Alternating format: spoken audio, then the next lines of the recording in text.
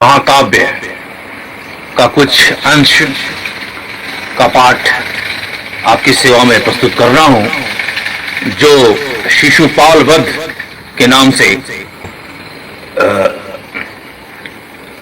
चयनित किया गया है।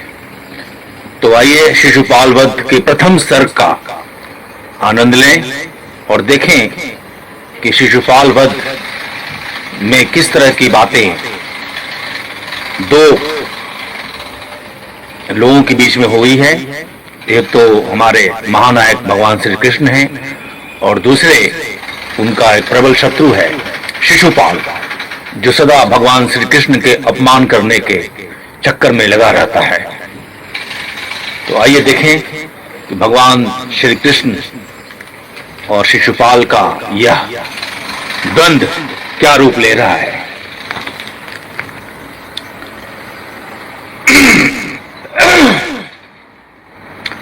शिशुपाल नहीं शीशपाल रहता नाम यदि उस हरिद्रोही का तो ज्यादा उपयुक्त होता। सार्थक हो जाता नाम यह हर तरह से और यह उसके जीवन गाथा के समरूप होता।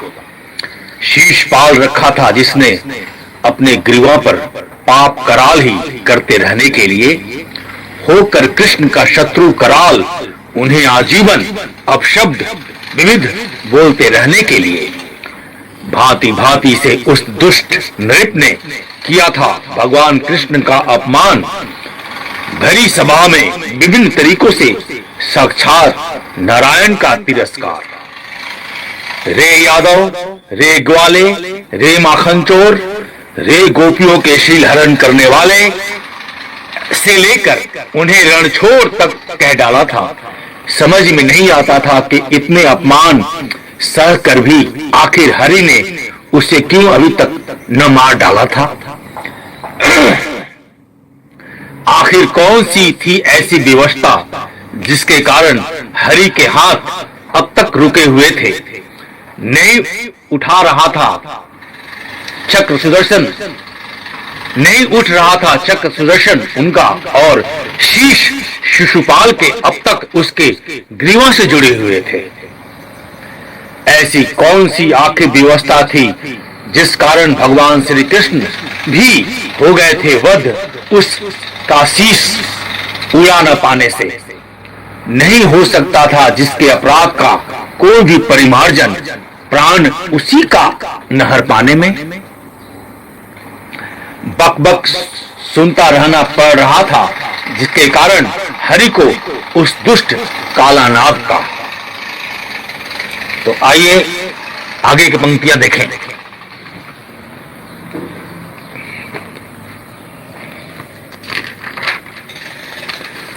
नहीं था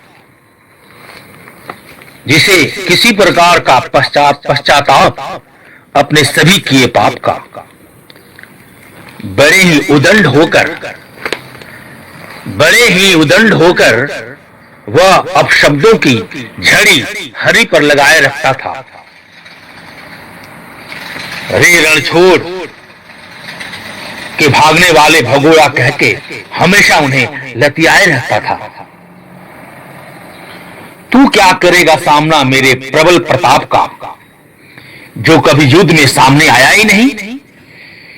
जब भी किया आक्रमण मैंने या जरासंध ने, तो तूने बाण हम पे कभी उठाया ही नहीं। धनुष बाण का साथ छोड़ तू बन गया मुरली बजैया। क्या जाने क्या होता है युद्ध में बाणों का ताता थैया। अरे तू क्या जाने क्या होता है युद्ध में बाणों का ताता थैया। तूने तो जाकर द्वारका में अपना पूरा साम्राज्य बसा डाला मारे भय के।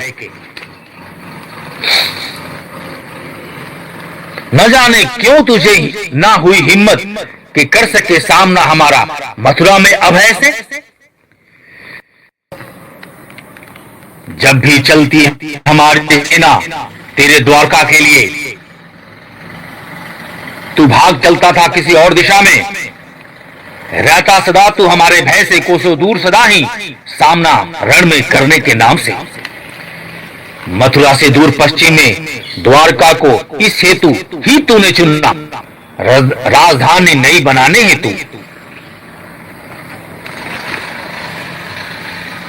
कोई भी जहां पहुंच ना सके, जल तुझे रण में चुनौती दे जाने के लिए, दे जाने हेतु रण छोड़, इसलिए तुझे सभी कहते हैं। नाम तेरा तेरे कर्म के अनुरूप है। न जाने कितनी बार मध्य युद्ध से भाग चला तू, इसलिए यह नाम तेरे चरित्र के समरूप है।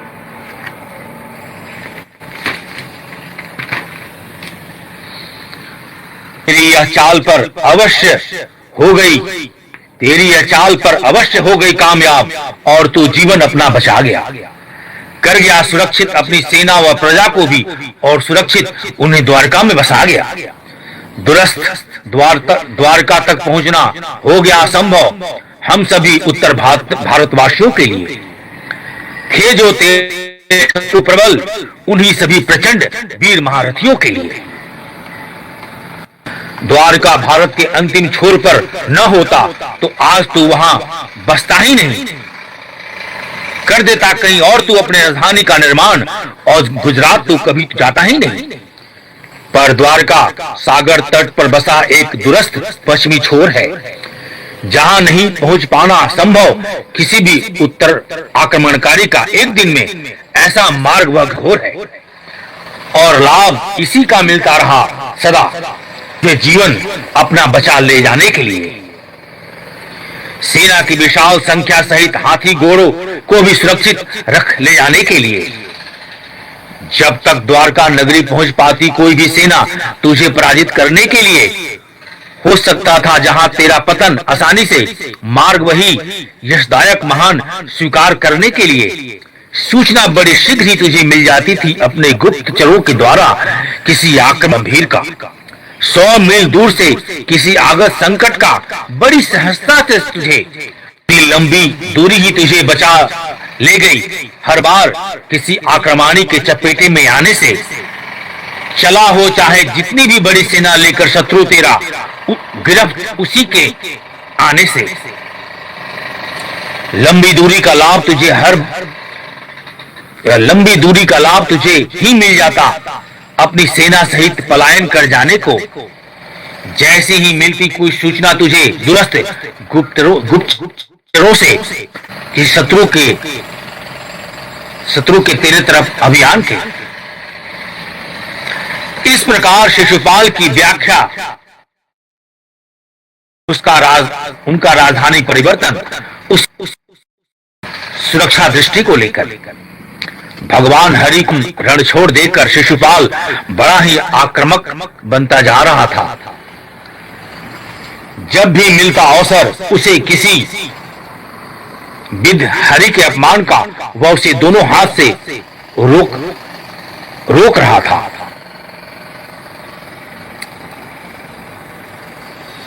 उसे दोनों हाथ से पकड़ रहा था। सामना होता जब भी शिशुपाल का उस रणछोड़ से वह आपा अपना खो देता था, स्मरण हो जाता उसे रुक्मिणी हरण का प्रसंग, और वह एकदम पागल सा हो जाता था। इसी कारण ही, इसी रणछोड़ के कारण मैं रुक्मिणी जैसे विश्व सुंदरी का पति बन पाने से वंचित रह गया।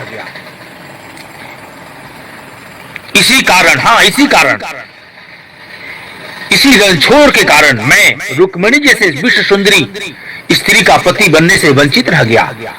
नहीं हो सका मेल उस महान नारी से मेरा, और मैं सुख साम्राज्य से वंचित रह गया, और सुख साम्राज्य मेरा खंडित हो गया।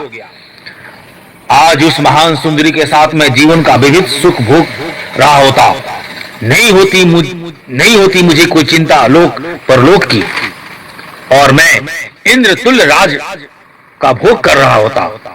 इसी मध्य न जाने कितनी बार मन में आया कि बढ़कर हर रहा हूं मैं अपनी प्रिया को बनाना चाह रहा था, जिसे मैं धर्मपत्नी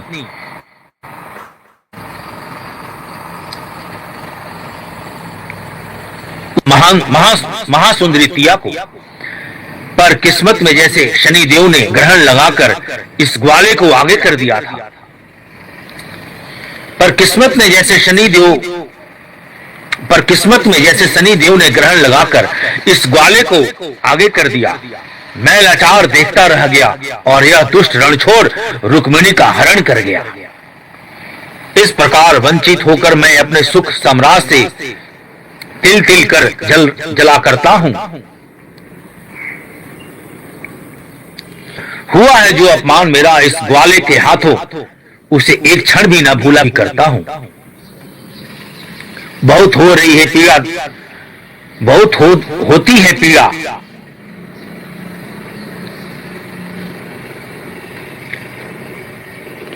कि मैं धोखे कारण नहीं कर सका रुक्मिणी का वरण। मेरा शत्रु कराल या ग्वाला मेरी आंखों के सामने ही कर गया उस महासुंदरी का हरण। बहुत होती है पीड़ा उस धोखे की, जिसके कारण मैं नहीं कर सका रुक्मिणी का वरण। मेरा शत्रु कराल या ग्वाला मेरी आंखों के सामने ही कर गया मेरी प्रिया का हरण। हाँ, हरण, क्योंकि नहीं थी कोई आवश्यकता उस ग्वाले को बीच में आने की। जब हो चुका था तय ब्याह मेरा उस सुंदरी से, तब सब कुछ चौपट कर जाने की। सब कुछ चौपट कर यह तो बन गया रुक्मिणी के हृदय का हार। और मैं भटक रहा हूं तब से इस जग में, लिए अपमान पराजय का हलाहल कराल। लिए अपमान पराजय का हलाहल कराल। अपमान हलाहल वह कराल अभी तक मैं नहीं भूला हूं। हुआ जिस प्रकार कृष्ण और बलराम के द्वारा मेरा तिरस्कार वो अभी भी प्राणों में सुलगाए बैठा हूं। मेरी आंखों के सामने हाय जिस प्रकार मेरी प्रिया का हुआ हरण, धनुष बाण सब रखे रह गए और यह ग्वाला ले उड़ा वह अमूल्य धन। ना चला सका मैं एक बाण भी इस ग्वाले पर क्रोध अपना उतारने के लिए। हाथों में जो थे आयुध, उस काल उससे ही इस दुष्ट का मस्तक उड़ा देने के लिए। मस्तक इस प्रकार रह गया निशेष इस दुष्ट ग्वाले का मेरे प्रखर बाण से। हो सकता है आज भी समय का परिवर्तन मेरे प्रचंड प्रताप से, मेरे समस्त युद्ध कौशल को यदि मिल सके समय का साथ है, जो भी अस्त्र शस्त्र संग मेरे उन्हें ही देकर अवसर प्रलय का, तब यह ग्वाला मेरे चरणों में निश्चय ही झुका नजर आएगा। बनता था जो कभी महावीर रुक्मिणी का हरण करने वाला, वही दया की भीख मांगता नजर आएगा। पर अफसोस यह है कि मेरी समझ शक्ति अब उस काम की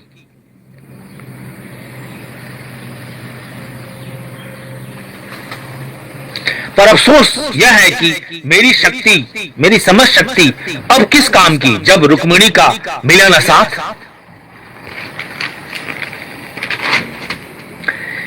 ये दुष्ट जब ले उड़ा मेरी प्रिया को करके लीला माया 50।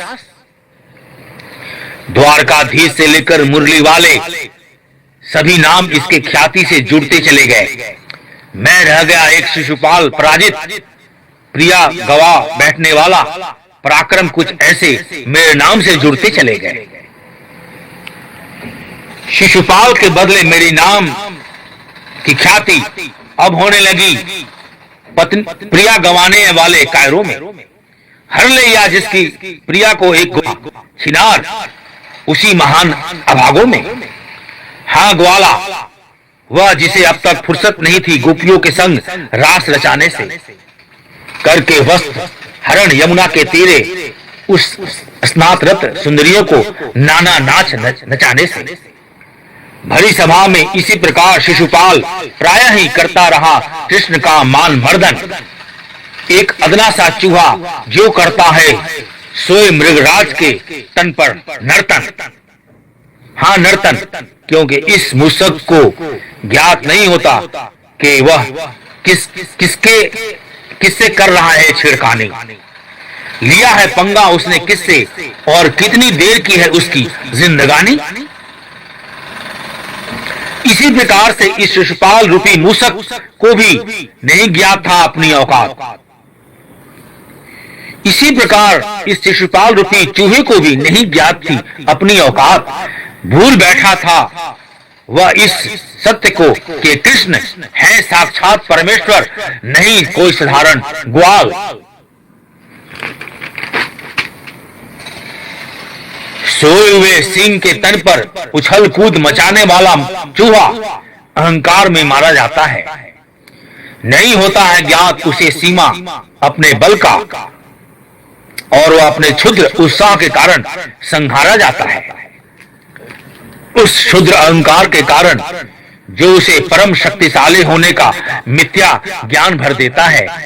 होता है नहीं सत्य का ध्यान जिसे, और वह स्वयं को जंगल का राजा मान लेता है। जंगल का राजा मान बैठकर स्वयं को वह चूहा करने लगता है। जब मृगराज से छेड़छाड़, आयु वही समाप्त हो जाती है उसकी, जब देता है वह अपनी सीमा को त्याग।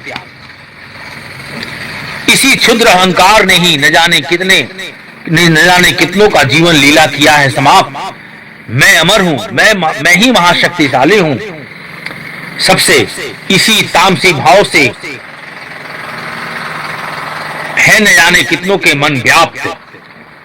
अहंकार की इस चपेट में प्रायः नन्हे जीव अज्ञानी ही नहीं बल्कि बड़े बड़े ज्ञानी भी आ जाते हैं। होता नहीं विवेक तनिक भी उनमें, और वे अपने से कहीं अधिक बलशाली से टकरा जाते हैं। इसी टकराहट में न जाने कितने अहंकारी प्राणियों ने निज प्राण को गंवाया है, पाया है असमय मरण, और यश महाबलियों का बढ़ाया है। बरसाती नदी के समान ही प्रायः इनका बलाहिमान प्रचंड ही होता है। अजल गगरी छलकत जाए के समान ही इनमें उत्साह प्रचंड ही होता है। धीर गंभीर सागर सदा अपनी मर्यादा को कभी भूल नहीं पाते हैं। रहते हैं वे सदा अपने बल को भुलाए, तभी वे आदर जग से पाते हैं। इधर बरसाती नद नाले को तनिक भी जल का भार सहन नहीं होता है। उमड़ पड़ता है अहंकार उनमें श्रेष्ठता का, और धैर्यशील वहन जहां नहीं हो पाता है। चल पड़ते हैं वे बड़े वेग से, मानो चुनौती सागर को दे जाने के लिए।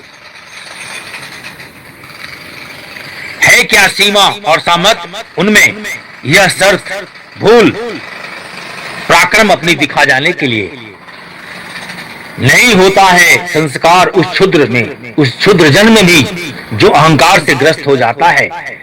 क्या उपकार आयु श्रेष्ठता सामने वालों की, यह भूल जो युद्ध में संलग्न हो जाता है। वह युद्ध जिसमें उसे हार कर भी आनंद परम होता है।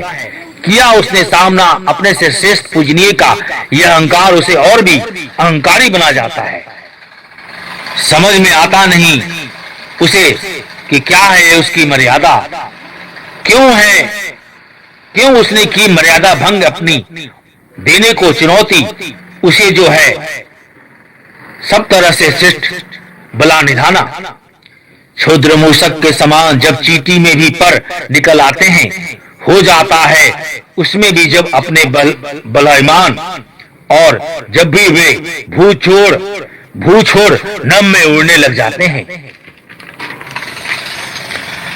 आयु समाप्त हो जाती है उसी क्षण उनके अभिमान प्रचंड या आते ही।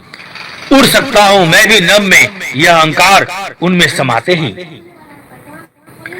कहां कम हूं मैं किसी से, अब भला शक्ति और बल में। है क्या मेरे समक्ष अब भूखे प्राणी बेचारे, मैं तो अब सबसे ऊपर हूं नभ में। है गणना मेरी अब नभ के विशाल खगों में। कौआ हंस कपोद उलक ही नहीं, बाघ चील गरुड़ जैसे कतारों में। नहीं हो सकता अब कोई भी समक्ष मेरे किसी भी स्वरूप में, है मेरा भी बल अब शामिल नभ भू के शक्तिशाली जीवों में।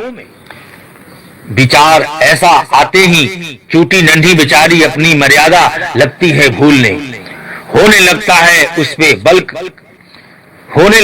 पे बल का नशा सवार, और वह लगती है नभ में उड़ने की यशभू से पृथक कर किसी भी जीव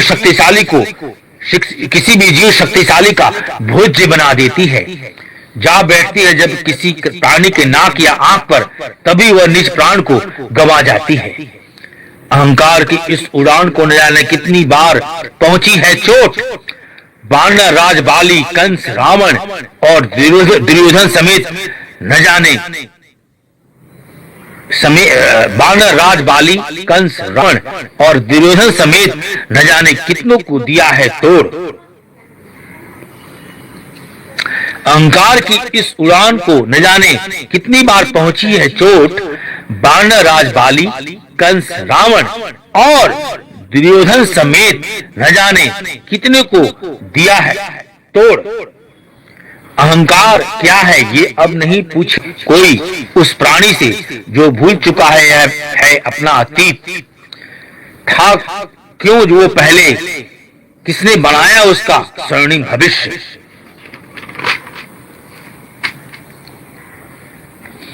प्रायः उपकार के बदले यहाँ कृतज्ञता ही मिलती है जगत में।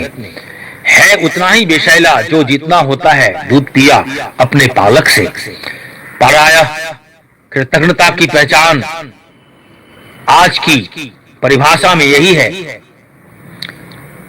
उपकृत वही जो जितना दे सकता है वह छल व धोखा अपने उपकारी को, भूल गलत सही। अगर कहीं किसी प्राणी को दे रहा है अपशब्दों की माला, कर रहा हो यदि अभिनंदन उसे गाली गलौ से उतार कर प्रतिष्ठा की मुकुट जगमगाता, समझ जाना चाहिए तत्क्षण ही यह प्राणी अवश्य गाली दिए जा रहे व्यक्ति को के द्वारा उपकृत होगा। समझ जाना चाहिए तत्क्षण ही कि यह प्राणी अवश्य उस गाली दिए जाने व्यक्ति के द्वारा कहीं न कहीं उपकृत होगा। किया होगा कल्याण व भलाई अवश्य आजीवन उस गाली सहने वाले व्यक्ति ने इस दुर्मुख का, और वह सहज छल कपटहीन निश्चल होगा। इसी के कारण आज वह अपने मुख से विष वमन कर रहा है, नहीं पचा पा रहा है उपकार वह उस प्राणी का, और निज विषदंत कराल का विषदंत कराल से विष का वमन कर रहा है। इसी कारण शिशुपाल भी शायद कभी श्री कृष्ण के प्रति कृतज्ञता की भावना नहीं रख पाया। किया सदा ही विस्मरण उस उपकार का जिसके कारण उसका प्राण अब तक था बच पाया। वह उपकार जो एक वचन के बदले फलीभूत हो रहा था, दिया था जो एक बेचैन माँ को कृष्ण ने उसी का स्मरण कर आज वही वचन ढाल बनकर पुत्र शिशुपाल की रक्षा कर रहा था। पुत्र शिशुपाल न जाने कितने वर्षों तक इसी ढाल के कारण रहा सुरक्षित, बनता गया रक्षा कवच कृष्ण का दिया हुआ वचन, और मृत्यु इसी प्रकार रही सदा दूर निस्दिन। है कथा यह प्रसिद्ध, जब हुआ ज्ञात माता को पुत्र शिशुपाल की मृत्यु से संलग्न एक अत्यंत रोचक बात। हो सकता है कौन पुत्र का हत्यारा और किसके हाथों मिलेगी उसे मृत्यु की सौगात। माता बेचारी रही कुछ काल तक बस यही एक घोर प्रयास में, मिल जाए किसी विधवद हत्यारा उसे, जो बनेगा काल उसके पुत्र का जीवन काल में। देने लगी इसी कारण वह पुत्र शिशुपाल को सभी आने वाले अतिथियों की गोद में गिर जाए जिसके हाथ में, जाते ही हाथ दोनों पुत्र के ब्रह्म की कथनी की ओट में। हाँ, यही मिला था एक शाप ब्रह्म के द्वारा। शिशुपाल को बाल्यकाल से नक्षत्र अशुभ में जन्म लिया था जिसने, उसी भाग्य अमेट में। कुंडली यही कहती थी शिशुपाल की कि नहीं बच पाएगा यह बालक बहुत अधिक काल तक, भरी जवानी में ही अंत है निश्चित, इसका है कर्म फल यही अमेट आज तक। नहीं बच सकता यह बालक उस प्रतापी पुरुष के प्रचंड प्रहार प्रचंड से, जाए गिर जिसकी गोद में, जाते ही दोनों हाथ इसके उसी के कठोर दंड से। अपराध इस बालक का जब सीमा का कर जाएगा अतिक्रमण, हो जाएगा जब इस बालक पर अभिमान का प्रभाव इस कदर, नहीं कर सकेगा जब यह स्मरण अपनी औकात की है क्या कद इसकी और अपनी शक्ति के अनुपात की, कर जाएगा जब यह टकरा जाएगा, जब यह टकरा किसी महापूजनीय प्राणी से, शिष्टाचार समस्त भूल के, है जो मर्यादा अनुशासन जगत की, उसे ही जब तोड़ के, मर्यादाहीन इस बालक को जब भुगतना होगा अपने कर्म का, मर्यादाहीन इस बालक को तब भुगतना होगा अपने कर्म का परिणाम। नहीं रह पाएगा जब धैर्य क्षमा सामने वाले में, तभी इस बालक को मिलेगा दंड कराल।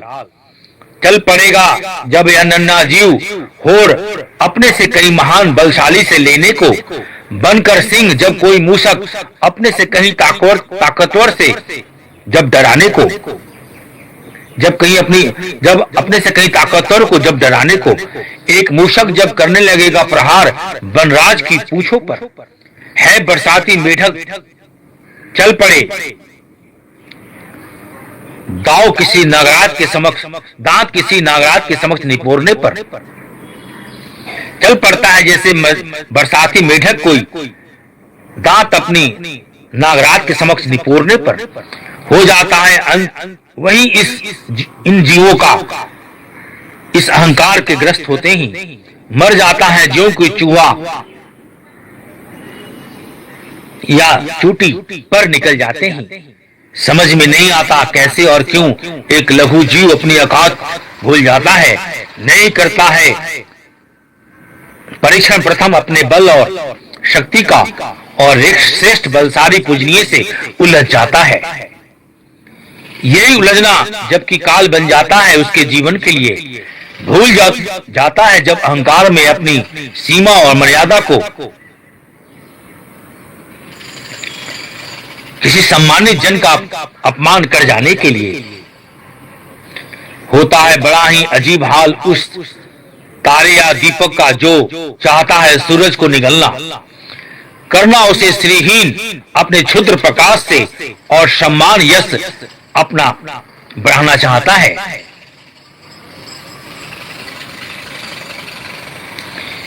या कोई बरसाती नद नाला अपने अहंकार के मद में बढ़ चला हो सागर को निगलने, या फिर कोई क्षुद्र जीव मूसक समान किसी बाघ स्वान से भिड़ने। शिशुपाल की भी यही गाथा इसी अहंकार मूसक के समान ही थी, जो कर रही थी मनमानी, जी रहा था जो भ्रम में लेकर अपने, ऐसी थी उसकी नादानी। उधर श्री कृष्ण का सुदर्शन बंधा था दिए उस वचन से जिसे उसके स्वामी ने मां को दिया था, थी जो शिशुपाल की माता महान उसी पुण्या को दिया था।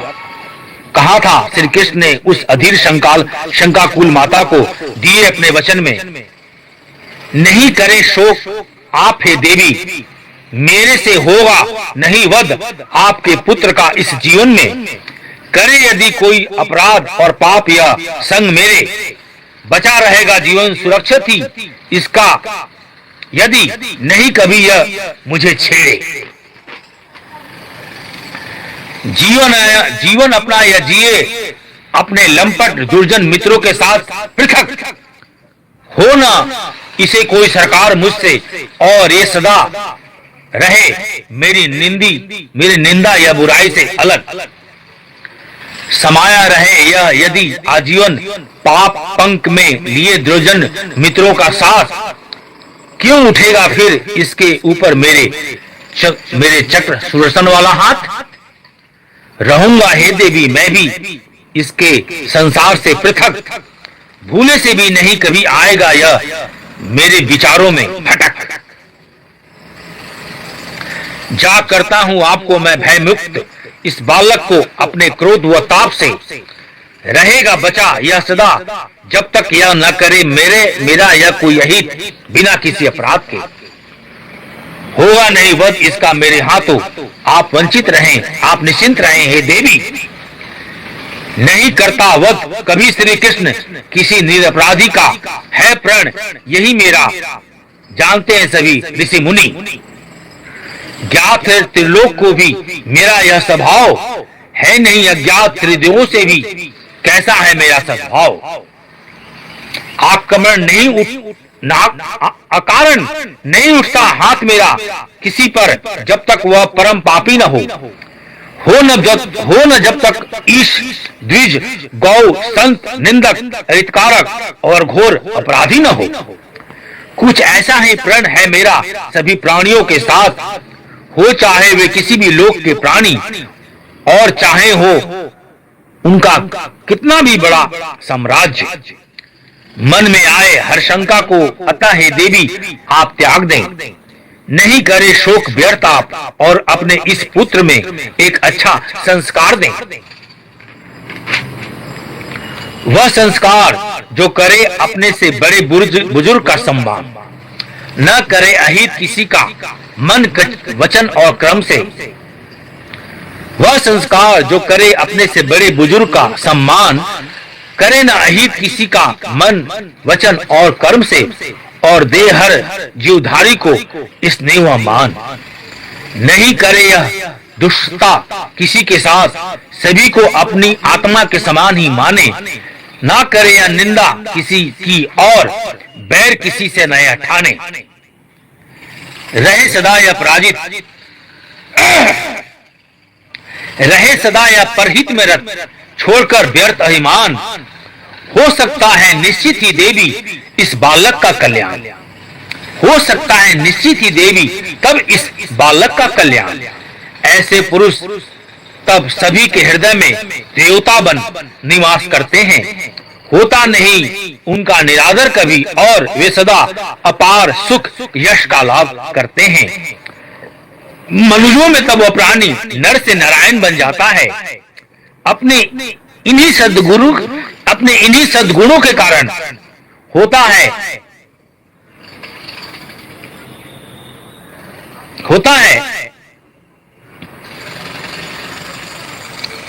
नहीं उसके हाथों किसी का हित अपमान।